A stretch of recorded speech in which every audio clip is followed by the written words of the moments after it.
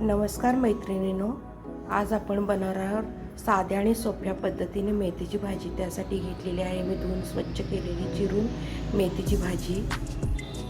मुगाची डाळ धुवून घेतलेली आहे, 2 चमचे दुधाची साय, मिरची, लसूण आणि तेल। आता आपण कृतीकडे सुरुवात करू। आता मी एक कढई ठेवलेली आहे गॅस पेटवून, त्यामध्ये मी तेल घालून घेणार आहे।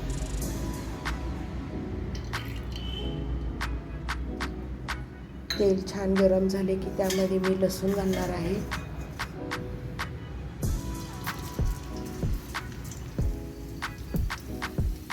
लसूण थोडासा गरम लालसर कलरवर आला की त्यामध्ये आपण मिरची घालणार आहोत। आता लसूण आपला खूप छान भाजला गेला आहे, खूप लाल करण्याची काही गरज नसते, एवढा झाला तरी चालेल।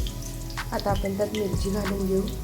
मी मिरची थोडी मोठी मोठी ठेवलेली आहे, कारण घरात लहान मुलं आहेत, त्याच्यामुळे मुलांना कुठेही खाताना मिरची लागू नये, काढून बाजूला ठेवता यावी याकरता मी थोडी मिरची मोठी ठेवलेली आहे।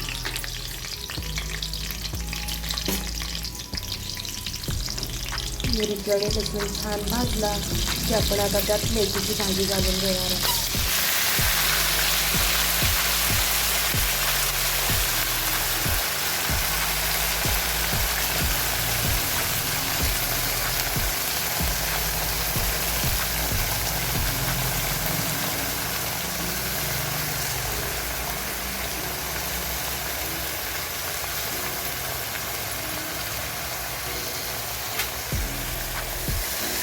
मेथीची भाजी टाकली की पटकन कधीही मीठ टाकायचं नाही, कारण मग मेथीची भाजी आधी पहिला सुरुवातीला जास्त दिसते, पण शिजून ती थोडी कमी होते, मग मिठाचा पटकन मेथी थोडी आता शिजत आलेली आहे।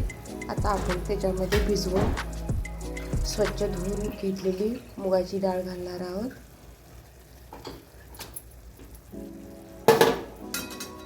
ते थोडं हलवून घेणार आहोत।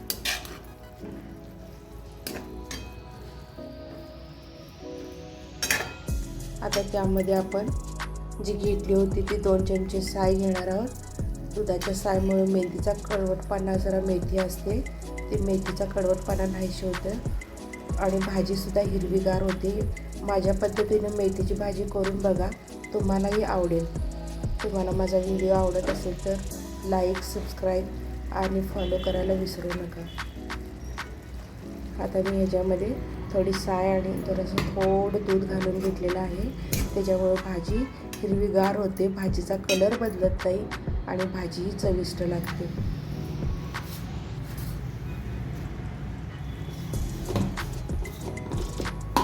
आता आपण त्यामध्ये चवीप्रमाणे मीठ घालून घेऊया। तुमच्या आवडीप्रमाणे तुम्हाला जसं मीठ आवडतं असेल, मी माझ्या पद्धतीने घातलेलं आहे, तुम्ही तुमच्या पद्धतीने कमी जास्त करू शकता मीठ। आता बघा आपली भाजी शिजत आलेली आहे, खूप छान कलर आलेला आहे, हिरवागार, भाजीचा कलर बदललेला नाही। आणि कधीही पालेभाजी शिजवताना प्लेट झाकून शिजवायची नाही, नाहीतर भाजीचा कलर बदलतो। माझ्या या पद्धतीने तुम्ही पण मेथीची भाजी करून बघा, तुम्हाला नक्की आवडेल। आणि माझ्या चॅनलला सबस्क्राईब करायला विसरू नका। नमस्कार।